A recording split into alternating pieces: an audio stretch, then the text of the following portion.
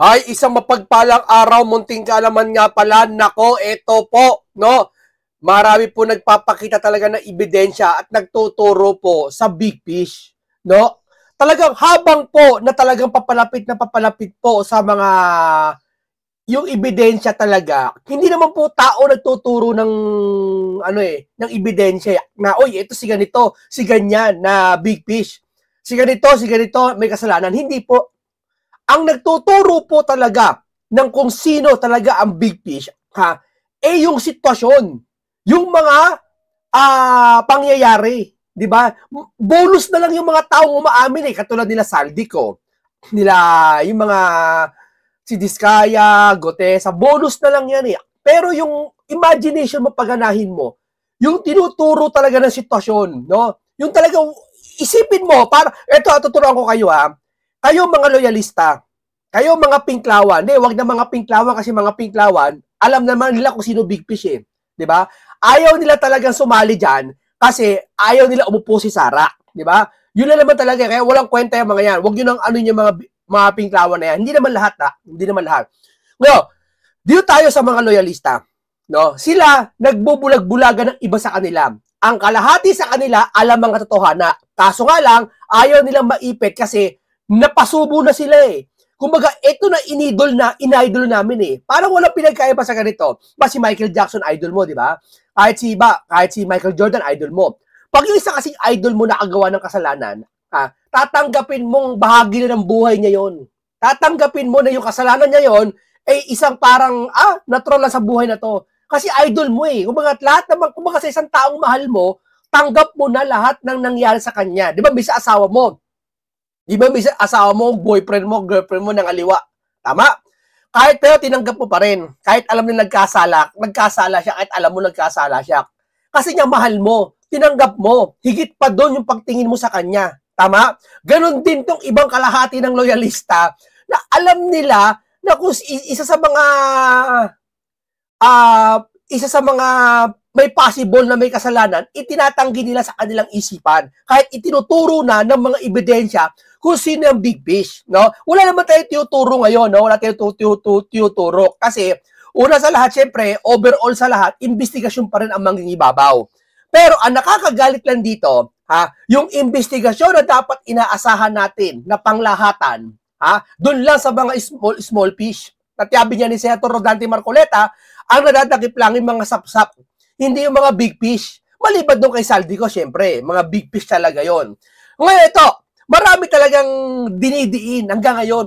Halos papalapit yung pag-uusapan tungkol sa big fish, Sila naman, padikdik ng padikdik sa mga taong katulad ni Senator Dante Marcoleta. Ito may nakakapiko na isang abogado. Di ko sabihin ko na pangalan. Yung nagdigitara, yung nagbi-bass lagi, pakiramdam niya ang tali-talino niya. Ang pakiramdam niya sa sarili niya, tali-talino niya. Ako wala naman ako abogado, di naman ako abogado, no? Pero pag nagdebate kami noon, mapapahiya yun Ang pakiramdam niya sa sarili niya, ang tali-talino niya ng sobra. Pero mo nag-post na naman siya, pinaringgan na naman niya si Senator Dante Marcoleta. Anong sabi niya? Ayon daw sa pasya ng ombudsman, ewan ko kung ombudsman o DOJ, na hindi pwede maging state witness ang mga diskaya. Hindi pwede maging state witness. Bagay na sinasang-ayunan niya. Na ang pinaringgan niya pa si Senator Marcoleta, parang lumalabas kawawa na may isang senador diyan na gusto lagi maging ipagtanggol yung mga diskaya. Alam mo, ang hina ng utak nun, yung tao na yun, hindi ko alam. Hindi ko alam kung matanda na ba yun na abogado na paglipasan ng panahon. Bakit gano'n mag-isip? Yung ayaw maging state witness sila diskaya, kumbaga ayaw mong pakantayin sila. Dapat transparency. Di ba? Isa ka sa mga nang loloko na mga sabi mo, si Marcoleta, pag transparency, dapat pati sose, ihayag niya. Bakit ikaw ayaw mo maging state witness yung diskaya? Parang ayaw nyo sa madanseta, ayaw nyo pakantahin si diskaya. Dapat, pantay-pantay tayo. Nasa batas yun.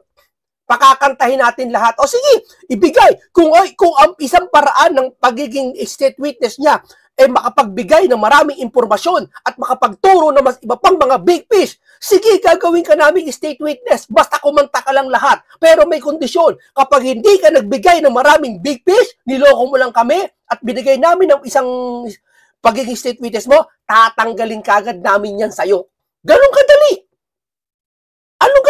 bakit may tatanggol ng, yung paggitara pa siya?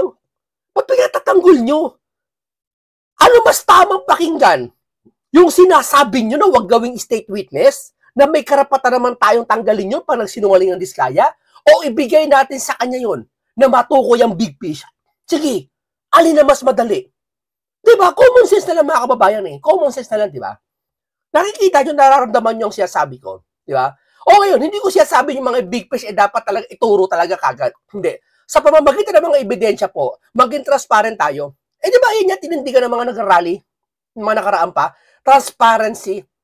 Ha? Ano yung ba ibig sabihin ng transparency? Ha?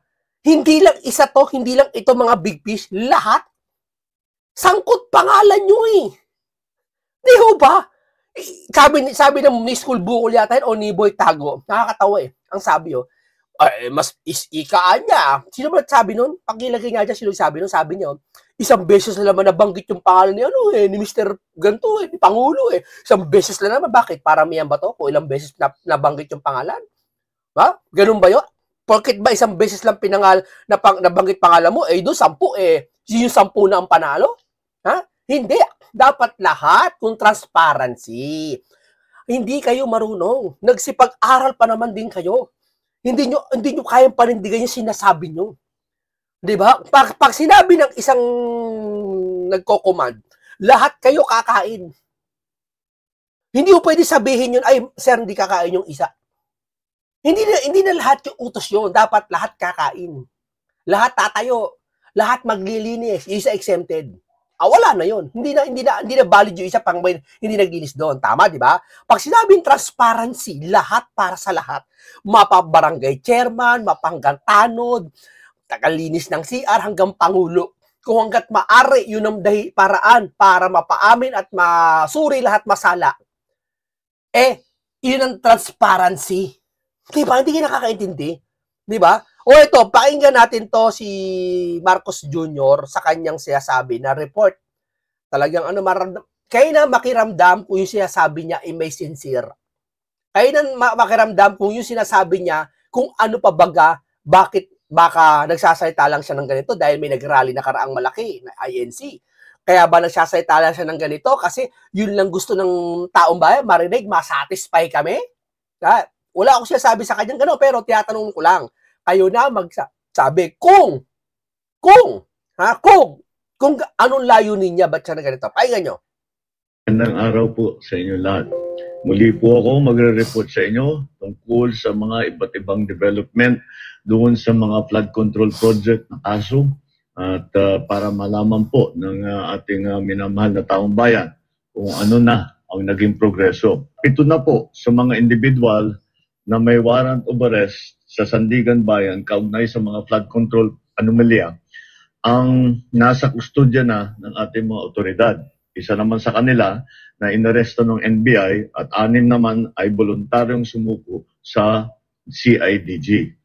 Meron din 2 akusado po na nagpahayag na ng intensyon na sumuko at susundin na ang PNP CIDG. Yung isa pong nahuli ng NBI ay natagpuan doon hindi sa kanyang sariling tirahan. Kaya't mananagot din yung mga nagtatago sa kanila. Kaya't sinasabi natin, yung mga may balak na tulungan itong mga ito, ay ang pinakamalaking tulong na ibigay ninyo sa kanila ay mag-surrender na sila at para makasagot na sila dito sa mga aligasyon na hinaharap nila. Wala pong mga special treatment itong mga ito. Walang special treatment? Oo, tama yung ginawa niya. Tama po ginawa nila, kinasuhan niya mga DPW, siyang iba niya, nakikita ko mga direktor yata yan, iba't ibang lalawigan, no? Tama yan, Pangulo. Pero wag niyong sasabihin na parang walang sinisino. Sir, una sa lahat, sir, nung umpisa pa lang, sir, siguro sapat na yung sabihin natin mga 1 buwan na nag-uusap tayo dyan tungkol dyan. Ang blue ribbon pa si Rodante Marcoleta at napalitan bigla ni Ping Lacson. Tama? Doon pa lang, sir, sa simula pa lang, alam nyo may mga taong involved na. Although wala pang ebidensya kay Saldi ko noon. Di ba? Pero anong ginawa nyo? Ano ang desisyon nyo, sir? Hindi naman ikaw Yung mga nasa hanay mo. Siyempre, ikaw ang leader, ikaw ang tatanungin namin. Alam nga naman tanungin namin sila. Yung bang halimbawa, yung staff sa opisina, nagkamali, kukwestiyonin ba namin yun? Di ba ang kakausapin namin yung boss mo? Sino boss mo? Kausapin ko. Asan ang manager mo? Kakausapin ko. Di ba? Di ba gano'n man lagi, sir? O asan nanay mo? Di ba anak nagkamali? Asan ang magulang mo? Kakausapin ko. Di ba gano'n, sir? Ngayon, sir, nasa hanay nyo, sir, at tatanungin namin, kayo po, di ba? Yung mga panahon na yun, sir, na kung saan nagsisimula pa lang ang mag-imbestiga, may mga involved ng pangalan. Ano nangyari, sir? Nakalabas ng bansa si Saldi. Tapos yung dating sekretary ng DPWH, nakalabas na rin yata. Hindi ko alam kung nakalabas o nakauwi na. Di ba? Alam ko, nakalabas na talaga. Di ba? Ano, sir? Anong purpose nun, sir? Para saan pa lahat, sir? Yung mga yan, sir, hindi yung mga DPWH, sir, hindi naman makakakilos yan na may kapangyarihan at makakakuha sila kung walang may utos sa taas. O hindi bang utos, may aproba, may lakas ng loob, sir. Sige naman, sir. Doon pa nga lang kay Saldi, sir, nabanggit na pangalan, dapat kumilos na kayo nun eh. Yung panahon na yun. Ha? Kung talagang sincere tayo, ha? Teka muna, walang lalabas ng bansa. Saldi, teka lang, hold kita. Bakit? Wala naman ako ebidensya kahit na hold lang ka namin. Hold lahat ng mga passport. Maagap, sir. Dapat niya, pagka-announce ng pangalan niya kay Diskaya, yung mga nabanggit, lahat yung hold na eh. Di ba? Ganun dapat, sir. Ganun ang may sinseridad. Eh, hindi na nakarating tayo sa ganito. Tapos ganyan, mag-a-announce tayo. Sir, parang sa akin, sir, pasensya na. Natutuwa ako dahil mahuhuli nyo na. Dahil sa power mo, mahuhuli mo sila. Pero hindi ako natutuwa sa kabilang banda na alin yon. Ngayon nyo lang ginagawa yan. Mananatili sila sa kustudya ng NBI habang inaantay ang utos ng korte. Muli, sa 3 warat at 16 na pangalan, 7 na ang hawak ng ating otoridad. 2 susuko na. 7 ang mananatiling at large at kasama na dyan si Saldico. Sa lahat ng natitirang akusado, ang aking payo sa inyo ay sumuko na kayo. Payo, huwag nyo nang antayin na habul-habulin pa kayo. Mas maganda para sa sitwasyon ninyo na sumuko na kayo para maganda ang inyong pagsagot sa mga aligasyon na dinala kontra sa inyo. Ay, sumuko na kayo. Para maganda yung pagsagot. Parang kulang na lang ganun eh, no? Ingat kayo. Take care. Good night. Always remember, etc. etc. Parang ganun Pangulo, Mr. Pangulo eh. 'Di ba? Parang hindi sa isang salita ng isang taong galit eh. Oh, bagay, hindi naman namin kayo hinahanapan na magalit kayo. Pero man lang, yung mga taong galit, sana naman magpakita kayo ng bangis. Mga nagtatangkad tumulong sa pagtatago, tandaan ninyo na kahit papano, mananagot Kahit papano eh, no? At least. kayo kung kayo ay nagtatago ng isang fugitive from justice. Sir, yung bang Saldi, sir?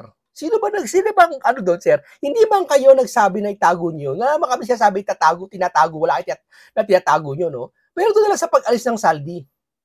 Pati ng isang ata, yung sekretary ng DPWH. Dapat tanungin yun eh. Pero nakaalis ng bansa, sir. Sa tingin nyo, sir, ano mas malala? Yung itinago niya yung isang fugitive o yung pinabayaan umalis na dati sinasabi nyo hindi siya sangkot, hindi ikaw pero ngayon sinasangkot nyo na si Saldi ko. Ano mas malala, sir? Tingin ko parehas eh. Tama yung sinabi nyo eh. Huwag yung mga fugitive na yan eh. Huwag ipagtanggol eh. Eh, ganun din sinasabi namin nakaraan, sir eh. Hindi nyo naman direct ipinagtatanggol, pero yung pakiramdam namin, sir, natakasan kami ng isang magnanakaw. Di ho ba? Agree ba tayo dun, sir? Kung umagri kayo, sir, isa lang masasabi natin, wala ba kayong pagsisisi, mga nakaraan, hindi nyo kinansil yung passport ni Saldi? Hindi sana ngayon, hindi kayo nasisi? Hindi, totoo lang hindi sana ngayon, hindi kayo dinidiin ni Saldi? Sige, para sa akin, malinis kayo, sir. Malinis kayo. Walang kasalanan ikaw. Pero sino ba may kasalanan para si Saldi magkaganon? Kung dapat pala dati kinancel na yung passport, di nakaalis, di nahuli na sana siya ngayon. At hindi pa kayo naituro. Hindi ako niniwala. Sige, tanggapin natin, hindi ako niniwala, tinuro kayo. Kasi sabi ko sa inyo, walang matibay na tao na makapagpapaturo sa inyo, maliban na lang kung may ebidensya na. Diba? Kaya hanggang ngayon, syempre, tsorya pa rin yun. Pero sabi ko nga, para transparency, hindi naman para kayo sisihin at ipagbintangan, kasi walang ebidensya, dapat humarap lahat sabay-sabay. Walang pangupangulo, walang vice president. Kung kat si BP Sara, paharapin yan. Pati mga ibang DDS, paharapin yan. Diba? Ganun lang yun. Sa usapang ito, walang DDS, walang dilawan, walang BBM loyalist. Walang ganun. Diba? Walang politika ngayon. Yun lang yun, tapos. Pero sir, salamat sa iyo dahil kahit papaano, nakikita namin yung progreso mo na kung saan pinauhuli mo na yung mga yan. Palakpakan na natin siya. After 5 months. Salamat sa iyo, sir. Tuloy-tuloy po ito. Kita niyo po, Sean, marami din kumokwestiyon sa kanya. Ito, kay Atty. Vic Rodriguez, painggan natin ha. Pahiya ka rito, Lacson. Yung integridad niya, ganun din. Same as sa lahat po ng mga naglalabas din ng mga information, lalo na pag na-mention itong mga big fishes, no? Kumbaga yung mga malalaking personalidad, ang nangyayari po agad po siyang sinisiraan at kumbaga nandun na yung pagpuna agad sa kanya mga testimonya. Pero naglunsad ang gobyerno natin po, attorney, ng isumbong sa Pangulo. Nagsumbong po ang isa sa mga Pilipino, sa katauhan ni former Congressman Zaldico, at ganun ba yung treatment doon sa mga sumbong na yun? Attorney, ano nakikita niyo rito? Okay. Si Zaldico, tingin ko nagkakasundo tayo rito, Jade at Atmar, at yung mga milyon-milyon yung inyong taga-subaybay. Si Zaldico, nagkakasundo tayo, hindi santo. Hindi santo yan. Yung paglabas niya, hindi ibig sabihin absuelto. Yan. Marami kasi naliligaw dito eh. Ginagamit na naman ng DDS eh. Ikaan niya, kayong mga tao dyan ni DDS dyan, dati ayaw nyo si Saldi. Ngayon, para santo na sa inyo si Saldi. Sino may sabi sa inyo? Kayo lang may sabi niyan. Ha? Ultimo nga ito si Victor Rodriguez eh. Alam ko, DDS din to. O hindi man, kampi siya kay Duterte. Ha? Pero iba dyan, maraming DDS na sabi. Hindi porket si Saldico ay umamin, ay siya ay absuelto na. Di ba? Kaya naililigaw niyo yung mga tao eh, kayo mga loyalista, naililigaw niyo yung mga tao eh. Pero legally, yung impact ng kanyang paglabas, sinasabi lang. Huwag niyong dadalhin yung isang bagay doon sa DDS lagi. Kaya naililigaw niyo yung mga sitwasyon eh. Kaya nalilito kayo kung sino may kasalanan eh. Akala niyo lagi, nagtatanggol lagi, DDS. Ay, niya si Marcoleta, nagtanggol si Diskaya, DDS yan. Huwag ganon. Isipin nyo lagi, wala tong halo mga DDS o BBM, loyalista. Tumingin kayo doon sa sitwasyon, sa nangyayari, para hindi kayo mailigaw. Tuturuan ko kayo ha. Tinuruan ko na kayo ha. Bonus ko na sa inyo yan. Legally, ang tingin ko rito, hindi ako ang most guilty. At hindi nila pwedeng sabihin, incredible source si Saldi. Bakit? Tama. Bata nila yan eh. 3 taon mong chairman ng Appropriations, the most powerful committee in the House of Representatives. The most powerful committee in the House of Representatives. Tapos, sino pumirma? Wala kang alam? Sige nga. Wala kang alam. Ngayong Hindi sa bagay, medyo may alam siya doon. Pero hindi naman natin siya sabing kasama siya doon. Pero maging transparency lang. Dapat kasama siya rin doon sa transparency. Sa kakasuhan, sa suspect hindi siya kasama. Pero sa transparency, dapat kasama lahat. Dahil you really, they throw him under the bus. Siguro na-realize yung tao na, teka muna, ako na lang nalaglag dito, sasabihin ko na yung totoo. Correct. Meron siya mga pinapakitang larawan eh. Yung mga larawang sinasabi niya, parehong-pareho ng pagsasalarawan ni Marine Sergeant Orly Gutesa.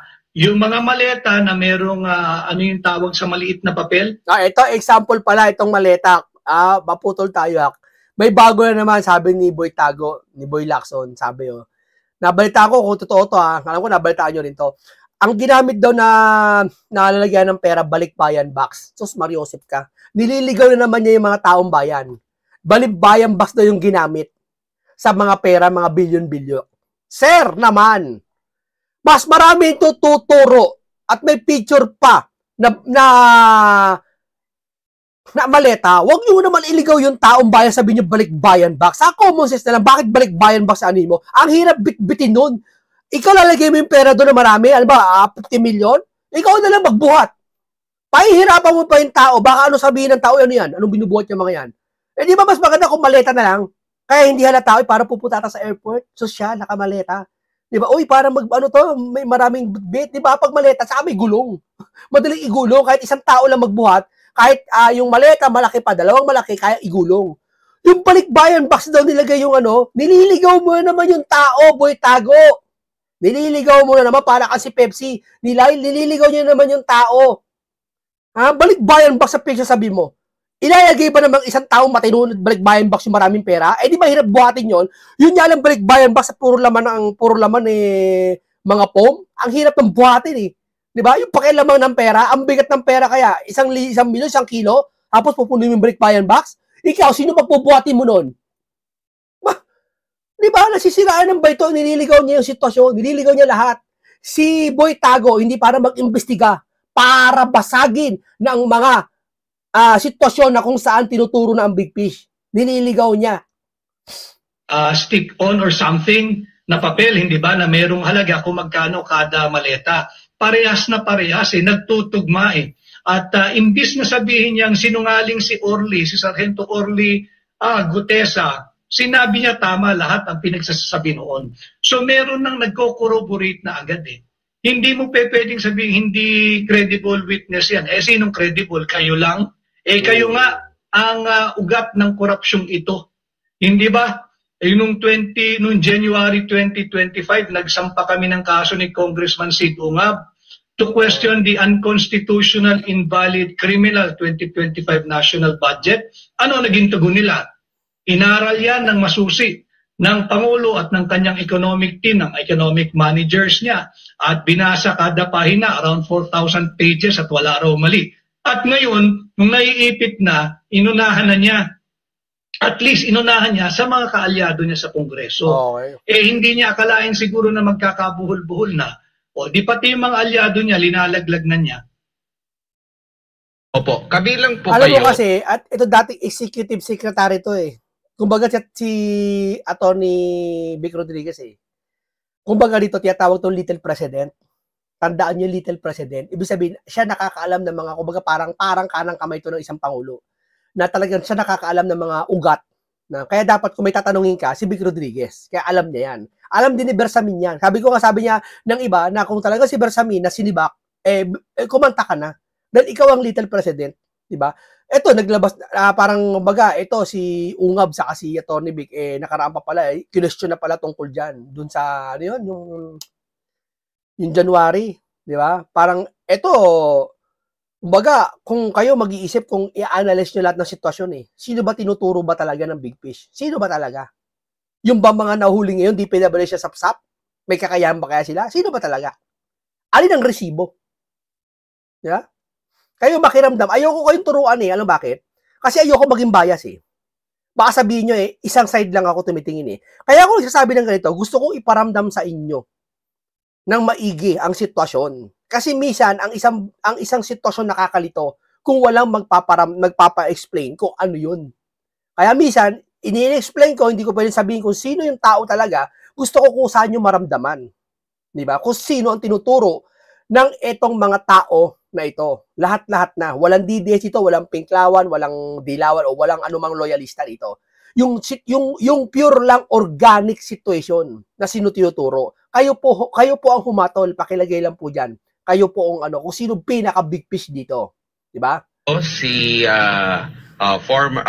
Congressman na Isidro Ungab, pati na rin si iba pa, no? Siya nag-question po dito sa 2025 national budget. Ang tanongan natin, last May sana, even before pa ang May, no, magkakaroon ng oral arguments po dito, pero parang wala nang nangyari po, attorney, no?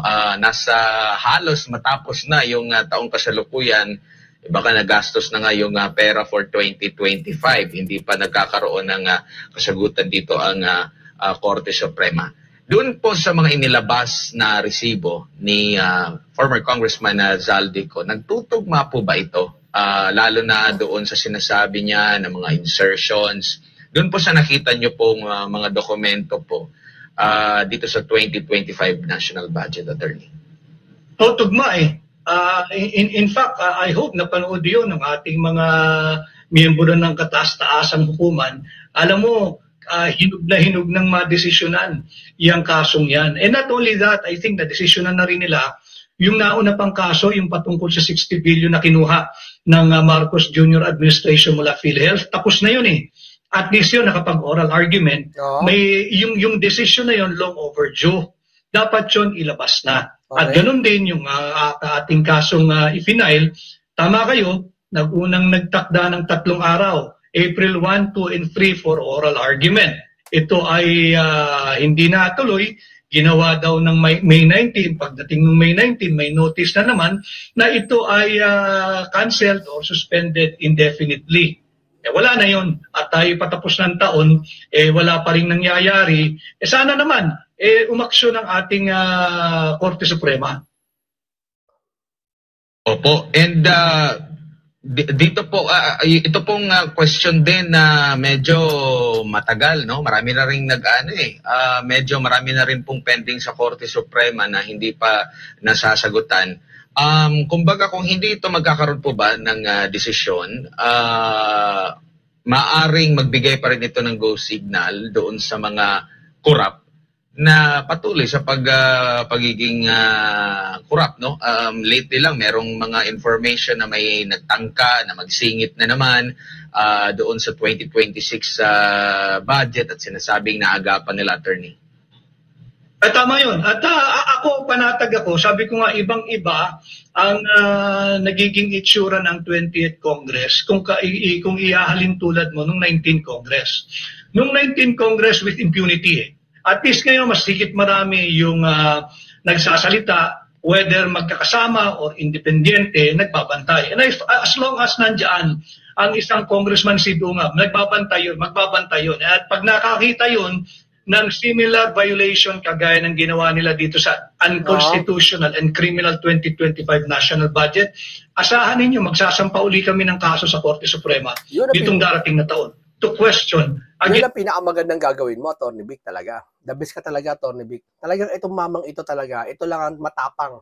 Isa sa Senador Rodante Marcoleta at isa rin to sa mga matapang na talagang hinahayag nila ang katotohanan. Hindi ka tulad ng mga pinklawan, wala ka mapiga. Nagmamasid pa rin sila hanggang ngayon. Tanong ko nga hanggang kailan kayo magmamasid, mga pinklawan?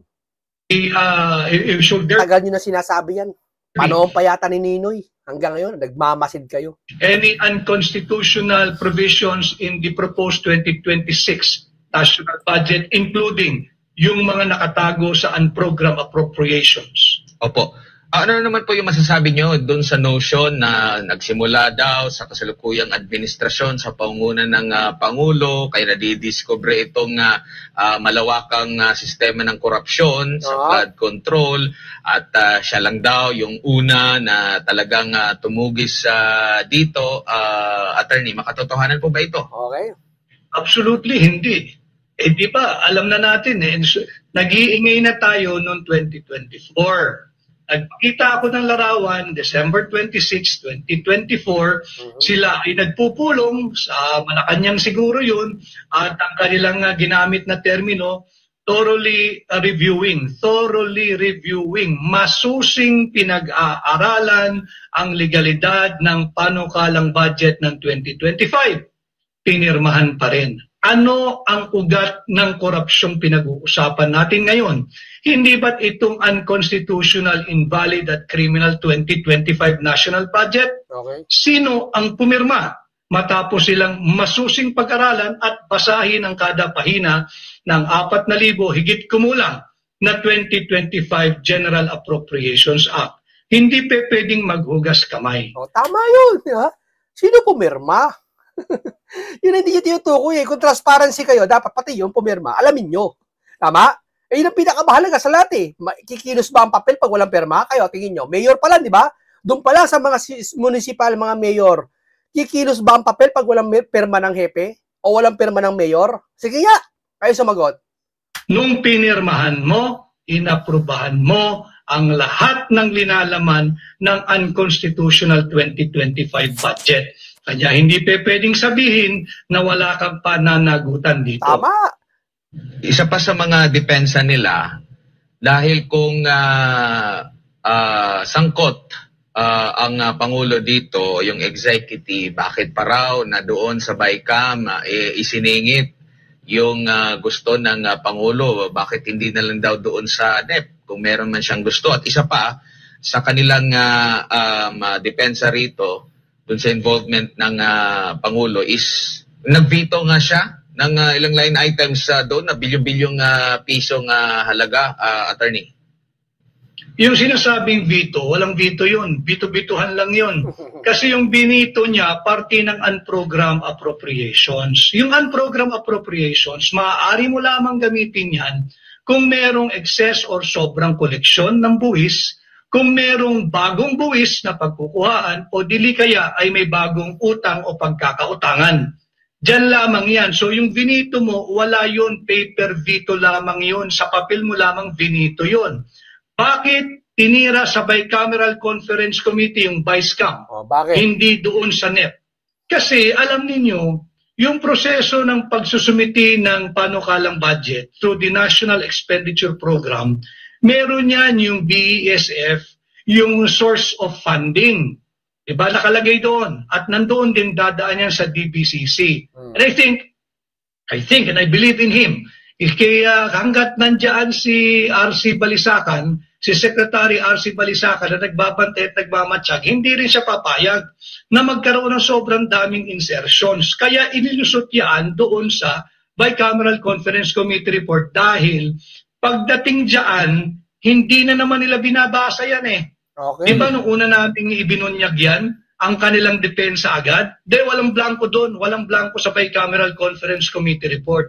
Nung aming pinakita yung mga pruweba, anong next defense nila?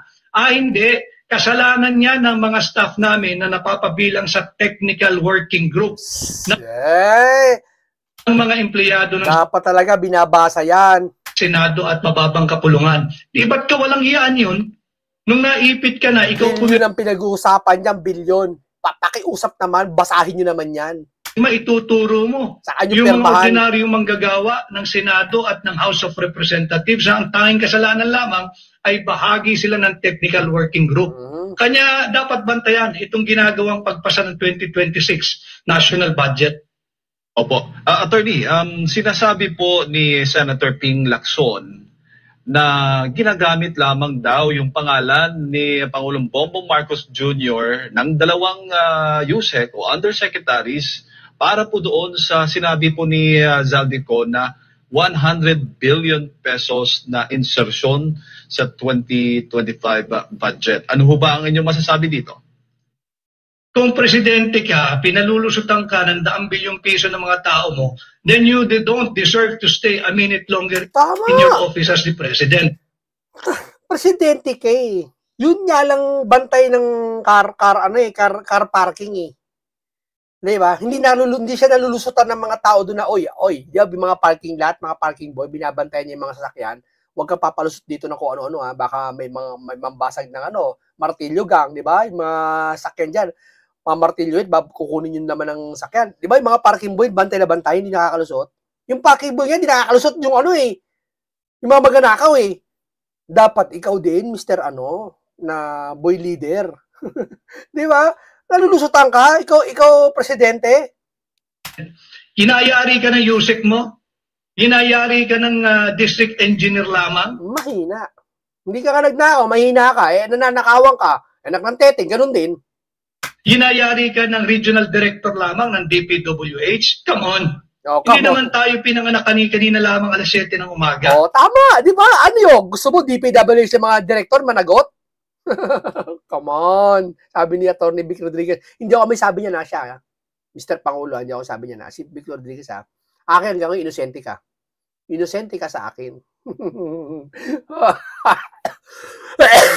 Ay, nako! Alam natin lahat ang nangyayari dyan. At mahirap naman na ikaw ang pinuno ng Senate Blue Ribbon Committee. Ikaw rin ang nag-aabogado sa Pangulo. Nako, tama. Kapal ng kapal ng pagmumukha na tao na to. Di ba? booking na eh. Ang tingin mo, sir, ang tingin mo sa amin mga Pilipino, sir, alam namin tingin nyo mahihirap lang ibang Pilipino. Huwag mo naman tingnan ng mga Pilipino, mga bobo. Di ba? Huwag naman, sir, huwag naman ganon.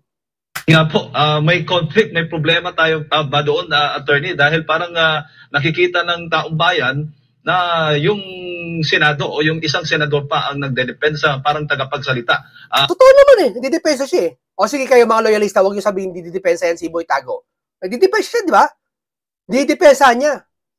Ng Pangulo, since ang issue is nasa ehekutibo. Tama yun, dapat manahimik. Pahiya ka ngayon dito. Mamula-mula mukha na ito malamang si Boy Tago pagharapin si Vic Rodriguez saka si Lacson. Mamula-mula mukha niya malamang eh. Na lang.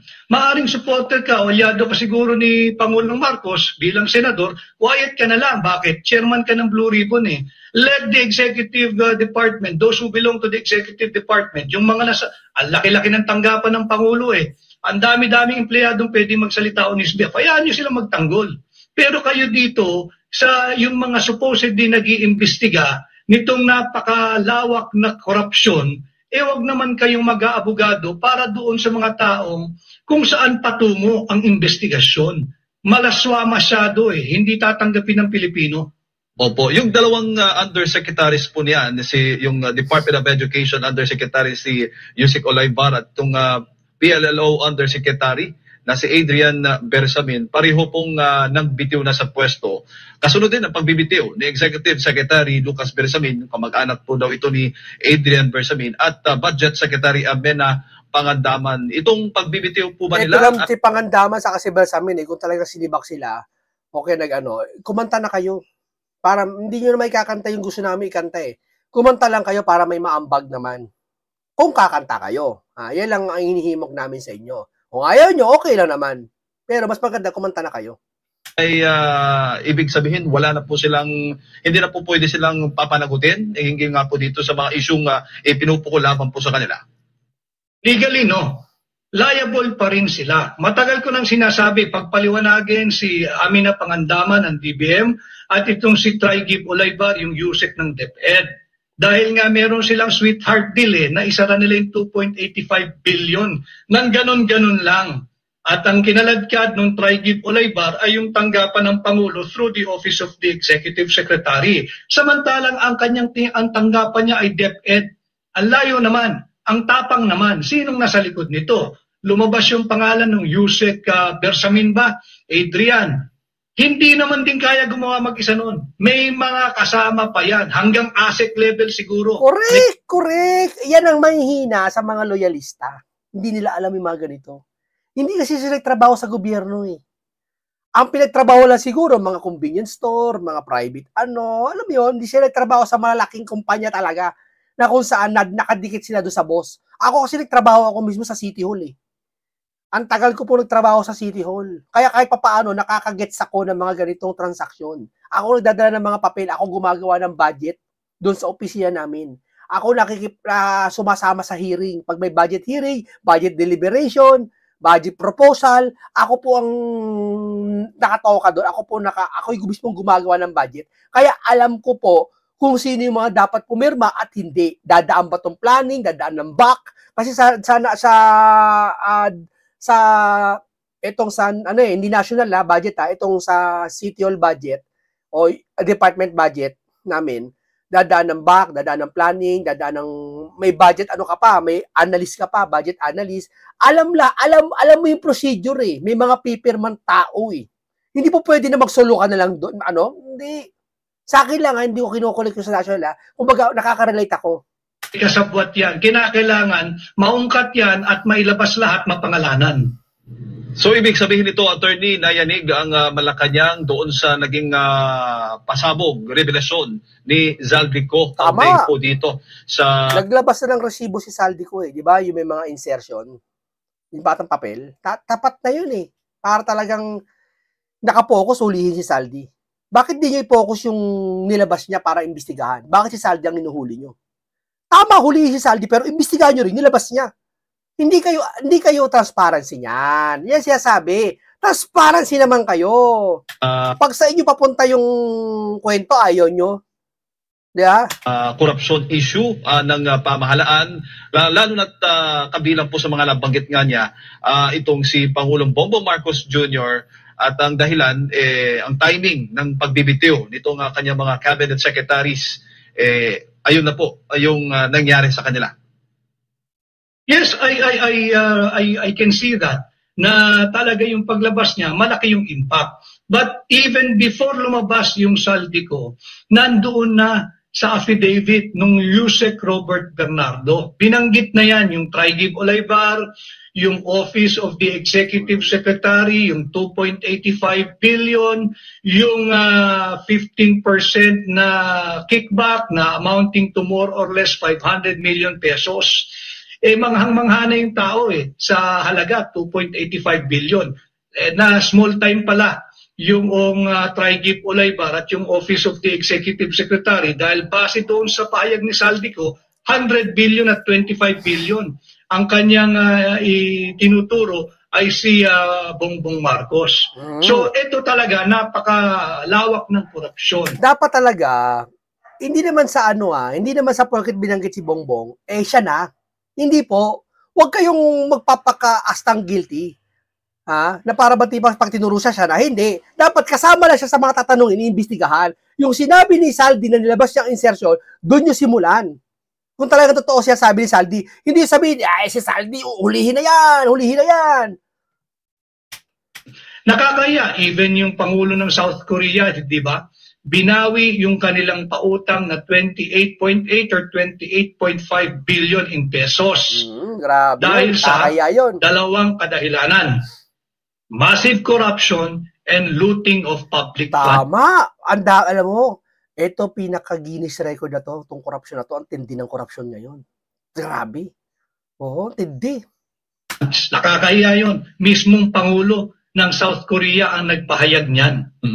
Attorney, can the President survive sa lahat po ng mga nangyayari ngayon na laban po sa kanyang administrasyon at kasunod na rin ang mga panawagan na Marcos resign nga at the same time dun sa pahayag ni Senator Amy Marcos kung 3 dekada ngang nanungkulan ang kanyang ama si Marcos Sr., 3 taon lang ba ang ganan itong si Pangulong Bongbong Marcos Jr.? Napakabigat na katanungan, pero ang malinaw dito, meron tayong crisis in leadership. Paano ito matutugunan? Unang-una, kinakailangan muna may humility at acceptance. Ayaw tanggapin na may problema Kaya pag may nagsasalita at nagpapahayag ng mga legitimate dissent or legitimate dissenter, tatakutin, sedition, inciting to sedition, destabilizer. Ulitin ko corruption is destabilization. Drug addiction is destabilization. Nakaka-destabilize talaga yan. Kahit grabe, addiction. Ay, addiction. Kayo dyan sa inyong stasyon. Pagka may issue ng korupsyon, ang namumuno dyan, ang moral ng lahat ng tao, mababa. Bakit? May korupsyon sa mataas na antas, tapos yung aming sahod, hindi man lang mabigyan ng karampatang komento. So magkakaroon talaga ng instability ang pamunuan ng kahit na sino. Yung corruption talagang it will cause instability. Dapat yan harapin. Dapat yan tanggapin na may problema. At dapat yan yung totoong at agarang aksyon. Hindi pwedeng takipan ng kanya-kanyang kampon. Right. Attorney, siguro huling mensahe at paalala po ninyo muli sa ating mga kababayan na nanonood po ngayon sa inyo. Okay, hanggang dito lang po muna tayo mga kababayan natin. Nakita naman yan. Kayo na po umusga kung sino talaga ang tinuturo ng mga sitwasyon, ng mga investigasyon, pinagsamang mga komanta. Kayo na umusga. Ayoko kasi baka masabihin nyo, nagsisingle out ako ng isang big fish. Kayo na po. Pakiramdaman nyo, iwasan nyo muna maging BBM kayo, maging pink lawang kayo, o anumang kayong kulay, loyalista. Pakinggan nyo lang yung sitwasyon ng buong tao nagsasalita, mapa-BBM, mapa-pink, mapa-DDS. Pakinggan nyo, huwag nyo siyang ituri na ito si Atty. Vic kasi DDS yan Ay kasi ganito si Belgica kasi ganito yan. Wag ganun. Ay INC kasi yan si Marcoleta, wag ganun. Yung sitwasyon pakiramdaman nyo, sino tinuturo talaga. Hindi ba? Saka kayo ngayon manahimik muna. Ako ganun ako Di ba? Ganito lang po tayo. Paalam sa inyong lahat.